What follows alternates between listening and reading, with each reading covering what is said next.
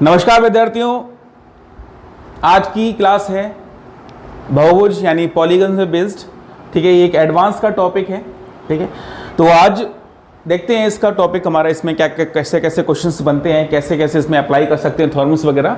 तो चलिए स्टार्ट करते हैं बहुभुज या पॉलीगन्स। ठीक है, सबसे पहली बात इसमें आती है कि बहुभुज होता क्या है। बहुभुज मीन्स होता है कि बहु मतलब देखिए, बहु मतलब होता है बहुत सारी और भुज मतलब होता है भुजाएं, यानी कि जिस आकृति में तीन या तीन से अधिक भुजाएं हों, ठीक है, उसे बहुभुज कहा जाता है। ठीक है, जो बहुभुज होता है मिनिमम 3 आकृतियों से बना होता है। जैसे कि बहुभुज एक छोटा सा बता दूं आपको क्या होता है। जैसे सपोज दैट ये एक रेखा है, ये एक रेखा है, ये एक रेखा है, तो यहाँ पे जो आकृति बनी, ठीक है, या ये एक रेखा है, ये एक रेखा है, ये एक रेखा है, ये एक रेखा है, ये एक रेखा है, तो ये जो मैं क्रॉस सेक्शन कर रहा हूँ इसे ही बोलते हैं बहुभुज। ठीक है, तो इसे कहा जाता है बहुभुज, यानी कि 3 या 3 से अधिक घिरी रेखाओं की बनी आकृति को कहते हैं बहुभुज। ठीक है, तो बहुभुज जो होते हैं बेसिकली 2 प्रकार के होते हैं जो आपको पढ़ने हैं। ठीक है, तो एक होता है आपका, पहला होता है वो होता है आपका उत्तल बहुभुज, उत्तल बहुभुज। ठीक है, जिसे हम बोल सकते हैं कॉन्वेक्स पॉलीगन्स। ठीक है, उत्तल पढ़ के एक नाम याद आया होगा आपको फिजिक्स में, 2 लेंस, यानी लेंस जो प्रकार होते हैं वो एक उत्तल लेंस होता है, एक अवतल लेंस होता है। सेम वही कॉन्सेप्ट थोड़ा बहुत यहाँ पर भी है उसी प्रकार से। और सेकंड होता है वो होता है हमारा अवतल बहुभुज, और जिसे बोलते हैं हम कॉन्वेक्स कॉनकेव, सॉरी ये हो जाएगा आपका, वो था कॉनकेव और ये था आपका कॉनकेव, कॉनकेव पॉलीगन्स। ठीक है, तो बहुभुज 2 प्रकार के होते हैं। वो पहला होता है उत्तल बहुभुज और दूसरा होता है अवतल बहुभुज। ठीक है, तो इनमें से क्वेश्चन ये बनता है, अगर बने भी क्वेश्चन तो ये अब पूछेगा, नाम दे देगा आकृति को और इसमें पूछे कौन सा इसमें उत्तल है, कौन सा अवतल है, या आकृति दे देगा। ठीक है, लेकिन ऐसे क्वेश्चन मोस्टली बहुत कम पूछे आते हैं। ठीक है, तो पहला स्टार्ट करते हैं उत्तल बहुभुज। ठीक है, यानी इसको हम कैसे पहचान सकते हैं कि दी गई आकृति एक उत्तल बहुभुज की हो सकती है। ठीक है, तो इसमें लिखिए, तो जिस आकृति का प्रत्येक अंतःकोण, जिस आकृति का प्रत्येक अंतःकोण 180 डिग्री से कम होता हो, वो क्या कहलाता है? वो कहलाता है हमारा उत्तल बहुभुज, यानी कि कॉन्वेक्स पॉलीगन। ठीक है, यानी जो कोई ऐसी आकृति हो जिसका प्रत्येक अंतःकोण, यानी कि सब से, जैसे कि इसमें कौन कौन से हो सकते हैं, जैसे कि देखो पहला हेडिंग हो जाएगा आपके, पहला हो जाएगा आपका ट्रायंगल। ठीक है, देखेंगे आप ट्रायंगल में प्रत्येक जो कोण होता है वो सब 180 से कम होते हैं। दूसरा हो सकता है क्वाड्रिलेटरल,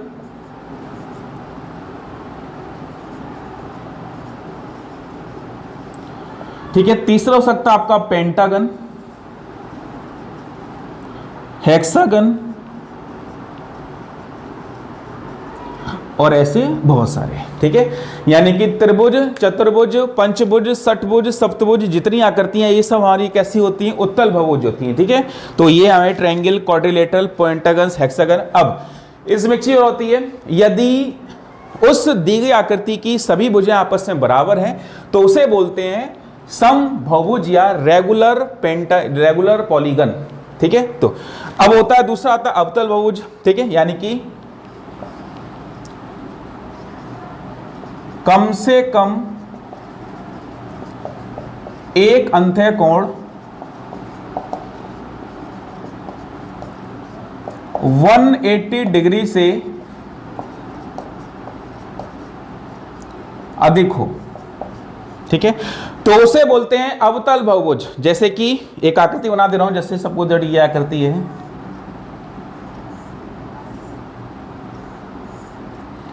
ठीक है, ये आकृति है। ठीक है, अब देखोगे इसमें देखो एक अंतःकोण ये रहा, एक अंतःकोण ये रहा। ठीक है, तो ये कैसा बहुभुज है हमारा? ये कहलाएगा हमारा अवतल बहुभुज। इसमें देखेंगे आप कम से कम, मैंने कहा था कम से कम, अधिक से अधिक हो सकते हैं, 2-3 हो सकते हैं, कोई दिक्कत नहीं है, बट कम से कम एक कोण तो आपको ऐसा दिखाई पड़ेगा जिसका मान 180 डिग्री से ज्यादा होगा। ठीक है, तो तो ये होते हैं आपके इनके प्रकार, यानी कि बहुभुज कौन कौन से प्रकार के होते हैं, 2 प्रकार के होते हैं। फर्स्ट इज उत्तल बहुभुज, सेकंड है अवतल बहुभुज। ठीक है, कैसे कैसे इसको पहचान सकते हैं, ये इसके रूल्स हैं। तो हमारे सबसे इंपॉर्टेंट है वो पढ़ना, आपको उत्तल बहुभुज पढ़ना है। ठीक है, तो हम डिस्कस करेंगे पूरा, यानी जो चैप्टर हमारे बेस्ड हैं वो इसी बेस्ड हैं पूरा उत्तल बहुभुज, यानी कि जो आकृतियां हैं यहाँ पर त्रिभुज, चतुर्भुज, पंचभुज, सप्तभुज, सप्तभुज, दशभुज, जो भी आकृतियां हैं आपकी। ठीक है, तो ये ठीक है, तो ये इसका एक इंट्रो रहा। ठीक है, इसको आप तब तक पढ़िए, तब तक मैं बताता हूं इसका अगला कॉन्सेप्ट क्या होगा इसका।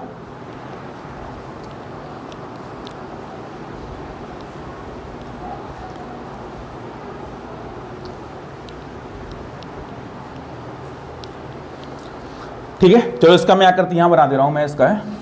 ठीक है, इसको मैं थोड़ा सा, क्योंकि इसका डायग्राम थोड़ा बन नहीं पाया है, इसको मैं समझ तो गए होगे, इसका बस एक एंगल ये होता है, इसको यानी ऐसे बना दे रहा हूँ मैं इसका थोड़ा सा। ठीक है, यहाँ बना दे रहा हूँ, जैसे कि एक ये सपोज डे, तो ये देखिए कोण कितने का है, 180 डिग्री से ज़्यादा का दिखाई पड़ रहा है, इसलिए ऐसी आकृति क्या कहलाएगी हमारी, ये कहलाएगी हमारी अवतल बहुभुज कहलाएगी। और इसमें कौन कौन सी, जैसे कि देखो ये आकृति हो गई, ठीक है, ये आकृति हो गई, ठीक है, ये आकृति हो गई, ये आकृति हो गई, तो ये सब क्या कहलाएंगी, हमारी उत्तल बहुभुज कहलाएंगी। अब हम इसके बारे में डीपली पढ़ेंगे। ठीक है, तो लगा लीजिए हेडिंग, वो है उत्तल बहुभुज। ठीक है, तब तक मैं इसको रब करता हूं। ठीक है, इंपॉर्टेंट टॉपिक है इस चैप्टर से। अभी रिसेंटली जो CHS एग्जाम चल रहा है, एक क्वेश्चन बना है इससे, बताऊंगा आपको कौन सा क्वेश्चन था इसका। चलिए, तो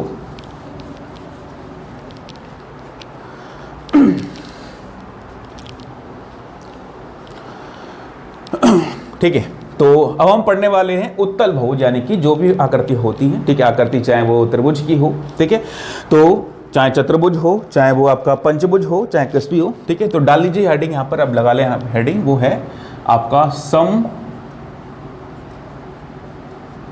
बहुभुज, या जिसे बोलते हैं रेगुलर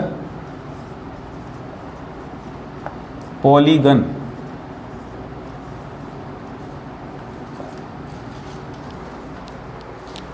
ठीक है, तो रेगुलर पॉलीगन, इसका बारे में पढ़ना हमें, क्या हो सकता है इसका। ठीक है, तो इसमें कुछ कॉन्सेप्ट्स हैं, उनको आप ध्यान रखिएगा, बस उन्हीं कॉन्सेप्ट पे 4-5 कॉन्सेप्ट, उन्हीं भी बेस क्वेश्चन पूछे आते हैं। तो पहला जो कॉन्सेप्ट है हमारा, ठीक है, यहाँ पे 2 चीज पूछी आती हैं, 2 चीज का वर्णन किया जाएगा। ठीक है, पहला होता है अंतःकोण, इंटीरियर एंगल, और दूसरा वर्णन किया जाएगा बाह्य कोण। ठीक है, इसे बोलते हैं एक्सटीरियर एंगल।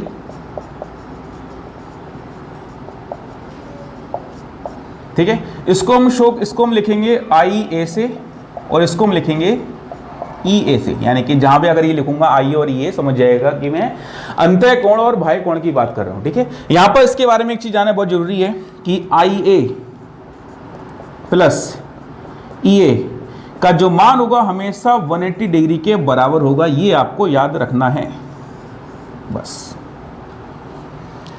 ठीक है, यानी आंतरिक कोण और बाह्य कोण का मान हमेशा 180 डिग्री के बराबर होता है। चलिए, अब इस पे स्टार्ट करते हैं कुछ कॉन्सेप्ट्स हमारे। पहला है इसमें, और हम बात कर रहे हैं सम बहुभुज की, यानी कि जिसमें कि जो भुजाओं की संख्या है वो सब में बराबर, जैसे कि पंचभुज है तो 5 भुजाएं आपस में बराबर होंगी। ठीक है, पहला है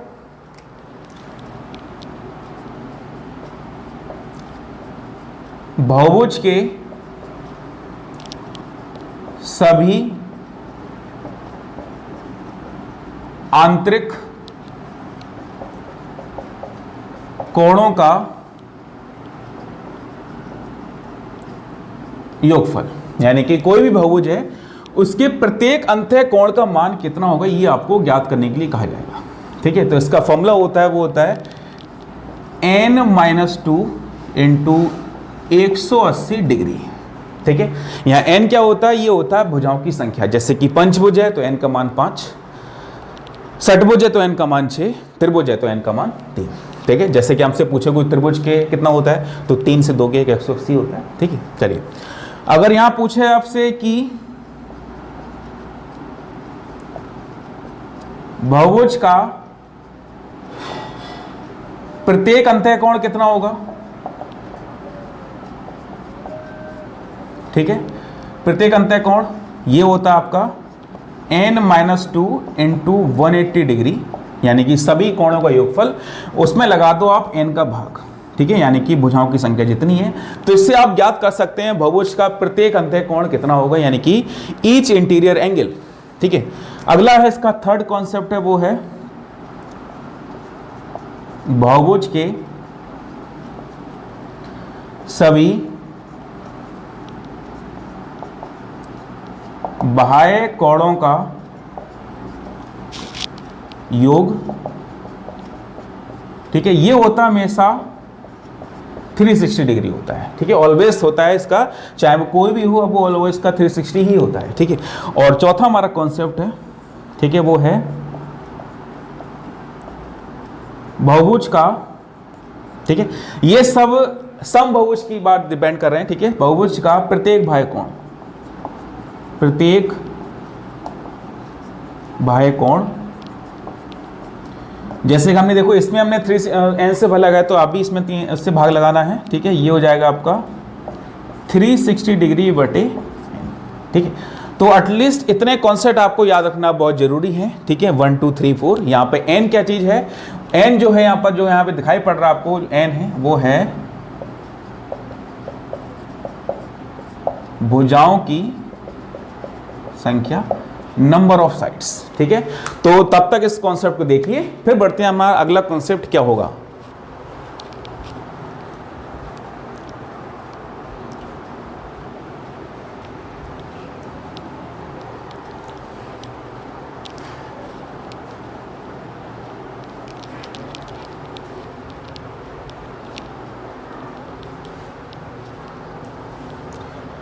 चलिए,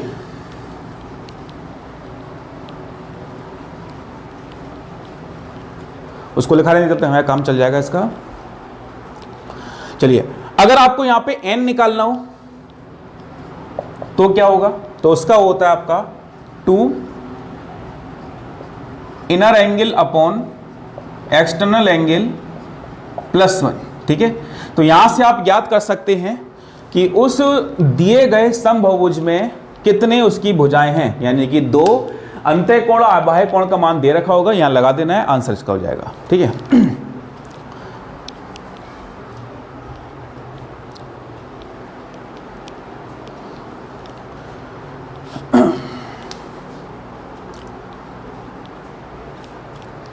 ठीक है, बस ये 4-5 कॉन्सेप्ट से, इन्हीं बेस्ड क्वेश्चन से, उन्हीं पे वो क्वेश्चन बन जाता है, और बहुत ही मजेदार टॉपिक है आपका। जब आप करेंगे इसे तो बहुत अच्छा लगेगा आपको, और आई एम श्योर आपका 1 या 2 नंबर यहाँ से बन सकता है। ठीक है, अभी रिसेंटली CHSL के 2-3 सेटों में ऐसे क्वेश्चन थे, जैसे ये क्वेश्चन था, उसमें ये पूछा गया था कि एक बहुभुज जिसकी प्रत्येक भुजा की माप 6 भुजाएं, तो उसका बाह्य कोण कितना होगा? तो 6 से भाग लगाना था आंसर इसका। ठीक है, तो ऐसे छोटे छोटे कॉन्सेप्ट हैं इसके। अगला आता है आपका, वो है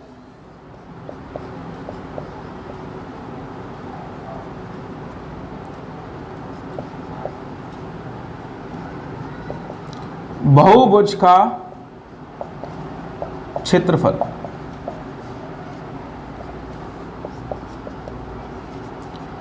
area of polygon, area of polygon.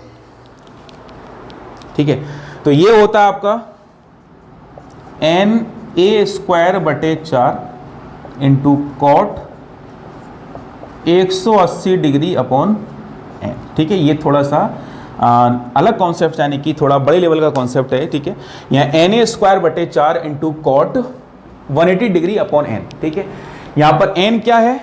वो है भुजाओं की संख्या। ठीक है, वो तो आप जानते ही हैं। और a यहाँ पर क्या चीज है? a है यहाँ पर भुजा की लंबाई। ठीक है, तो ये होता है किसी भी बहुभुज का क्षेत्रफल निकालने का तरीका। ठीक है, na² इंटू कॉट, यहाँ कॉट ये ट्रिग्नोमेट्री वाला कॉट है, ठीक है। तो यहाँ से कोई फर्क नहीं पड़ता, चाहे वो त्रिभुज हो, चाहे वो चतुर्भुज हो, चाहे वो षट्भुज हो, चाहे सप्तभुज हो, चाहे अष्टभुज हो, चाहे वो दसभुज हो, कुछ भी हो, कोई दिक्कत नहीं है यहाँ पे। बस उसी प्रकार से ये थोड़ा चेंज हो जाएगा। तो इसको, इससे बेस्ट क्वेश्चन अभी तक बना तो है नहीं, लेकिन कॉन्सेप्ट है इसलिए जानना जरूरी है, ठीक है। तो बहुभुज का क्षेत्रफल जो होता है, वो एरिया ऑफ पॉलीगन जो होता है वो होता है na² cot 180 degree upon n, जहां पर n जो है वो तो भुजाओं की संख्या है और आपकी जो a है वो है भुजा की लंबाई, ठीक है। चलिए, तो इसको भी आप स्क्रीनशॉट ले लीजिए इसका, ठीक है। यहां पर जो a है वो है भुजा की लंबाई। अब ठीक है,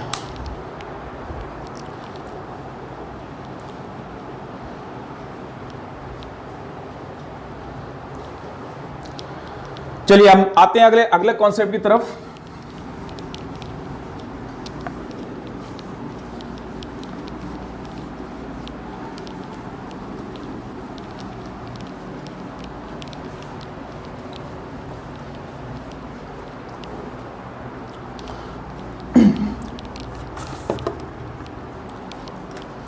अगला है हमारा कॉन्सेप्ट, वो है आपका बहुफलक।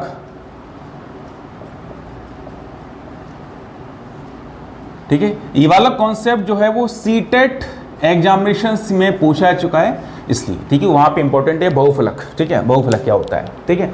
तो जैसे बहुभुज होता है वैसे बहुफलक होता है। जैसे आपने देखा होगा कि क्षेत्रफल जो होती है वो 2D आकृति में होता है, 3D आकृति अलग होती है। उसी प्रकार से जो हमारा वो था वो हमारी 2D आकृति थी, और ये क्या है, ये 3D आकृति है।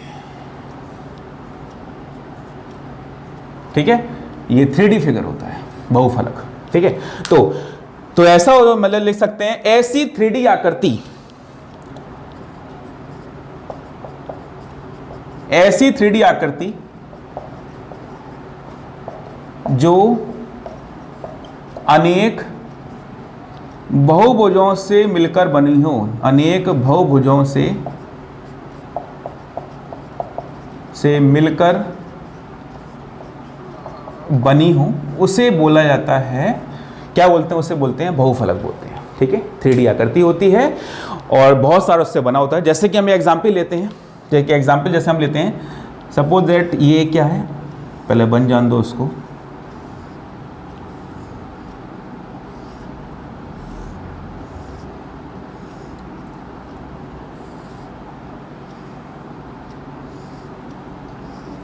ठीक है, ये घनाभ है,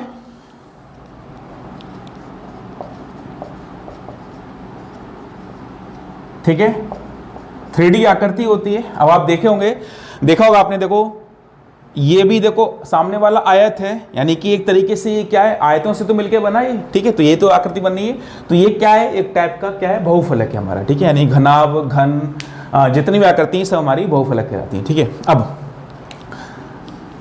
इसमें आप देखेंगे, अच्छा बताइए ये क्या चीज है जो मैं राउंड कर रहा हूं, इन्हें बोलते हैं शीर्ष, वर्टेक्स। सही है, और जो मैं ये डार्क कर रहा हूं, ऐसे बहुत सारी होती हैं इसमें। ठीक है, ये हो जाएगी आपकी किनारा या एज। ठीक है, अब देखो शीर्ष कितने हो जाएंगे, 1 2 3 4 5 6 7 8, यानी कि घनाभ में यहां पे लिख रहा हूं मैं, घनाभ या घन में, क्योंकि एक प्रकार का बहुफलक है ये भी। तो इसमें कितने शीर्ष होते हैं, इसमें 8 शीर्ष होते हैं, जो मैंने आपको गिन के दिखा दी। यहाँ पे किनारे कितने होते हैं, 1 2 3 4 5 6 7 8 9 10 11 12। ठीक है, देखिए भाई, 4 आगे 4 पीछे। ठीक है, 1 2 3 4 5 6 7 8 9 10। ठीक है, देखो 4 आगे 1 2 3 4 4 पीछे 1 2 3 4, 4 4 8 और 4 ये जोड़ने के लिए कितना हो जाएगा, 12 हो जाएंगी। कितने हो जाएंगे, 12 किनारे होते हैं इसमें, 12 किनारे होते हैं। अब आते हैं इसके पृष्ठ पे, ठीक है। पृष्ठ कितने होते हैं भाई, एक सामने वाला, एक इसके पीछे वाला, ठीक है, ऊपर नीचे दाएं बाएं, यानी कि एक, ठीक है। मैं आपको एग्जांपल देके दिखाता हूं कोई, जैसे कि ये एक माचिस है, ठीक है। देखिए 1 2 3 4 5 6, भाई ये तो है 1 2 3 4 5 6, यानी कि 6 कितने होते हैं, पृष्ठ होते हैं, यानी कि 6 पृष्ठ होते हैं, ठीक है। और ये यानी कि इसे हम बोलेंगे पृष्ठ या सरफेस, पृष्ठ या सरफेस, ठीक है। तो ये होते हैं किसी भी आकृति यानी कि बहुफलक में, ठीक है। यानी कि घनाभ या घन में जो होते हैं वो 8 शीर्ष होते हैं, 12 किनारा होते हैं और 6 पृष्ठ होते हैं, ठीक है। और ये आकृति कैसी, हमारी आकृति एक बहुफलक आकृति है। तो यहां पे एक वैज्ञानिक हुए थे, उनका नाम था यूलर, EULER, यूलर्स फॉर्मूला, ठीक है। तो उन्होंने ये कहा था कि अगर हमें पृष्ठ, किनारा और शीर्ष पता हो, ठीक है, तो हम उनमें से, जैसे हमें पृष्ठ और किनारा पता हो तो हम एक चीज पता कर सकते हैं, ठीक है। जैसे कि उन्होंने ये कहा था कि यूलर के फॉर्मूले के अनुसार ये होता है कि S + V का जो मान होता है वो 2 + E के बराबर होता है। अब ये S क्या है, ये होता है सरफेस, V होता है वर्टेक्स, E होता है एज, ठीक है। ये ऐसे हिंदी लिखना चाहे से हम लिखेंगे कि पृष्ठ प्लस शीर्ष का योगफल जो होता है वो 2 प्लस किनारे के बराबर होता है। यानी कि अगर हमें पृष्ठ और किनारा पता है तो हम शीर्ष पता कर सकते हैं इसकी सहायता से, यानी इस फॉर्मूले की सहायता से।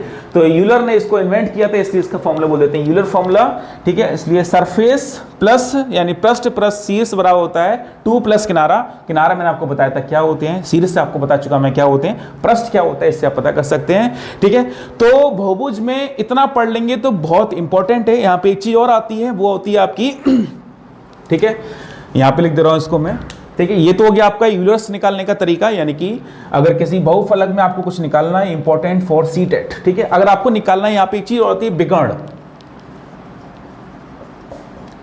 विकर्ण ज्ञात करना, ठीक है। यानी जैसे आपसे बोल दे कोई कि किसी पंचभुज में विकर्णों की संख्या क्या होती है। विकर्ण क्या होते हैं, शीर्ष के, ठीक है, पहले जान लो विकर्ण क्या होते हैं कि शीर्ष को मिलाना, ठीक है, उसी को बोलते हैं विकर्ण, ठीक है। जैसे कि मैं एक बना दे रहा हूं, जैसे आकृति है कोई एक, ये मैंने क्या बनाया आपका, ये बनाया आपका पंचभुज बना दिया। अब मुझे पता करना है कि इसमें कितने विकर्ण हैं, ठीक है। तो पहले देखो शीर्ष कितने हैं, 1 2 3, ये तो शीर्ष 5 शीर्ष होते हैं। तो देखो पहले मैंने एक ये मिलाया, ये मिलाया मैंने, ये मिलाया मैंने, ये मिलाया मैंने और ये मिलाया, तो कितने प्राप्त हुए, 1 2 3 4 5, ठीक है। तो इसमें कितने विकर्ण होंगे आपके कि 5 विकर्ण होंगे। किसी पंचभुज में आपके कितने विकर्ण होंगे आपके भाई, 1 2 3 4 5, ठीक है। लेकिन कहीं आकृति बड़ी आ गई और नहीं बना पाए आप, उस टाइम पे क्या होगा, ठीक है। तो वहां पे इसका एक फॉर्मूला होता है विकर्ण निकालने का, और वो होता है n-3/2, ठीक है। n-3/2। यहां पर n क्या है, वही हमारा है जो आपको क्या ज्ञात करना है, यानी कि भुजाओं की संख्या है आपकी। तो अगर हम लगाते हैं n का मान 5 लगा दो, देखो यहां पर 5 गुणा 5 से 3 गया 2/2, कितना आ गया आंसर इसका, 5 प्राप्त हो गया, ठीक है।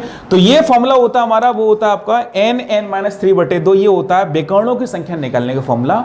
बहुभुज के लिए इतना पर्याप्त है, ठीक है।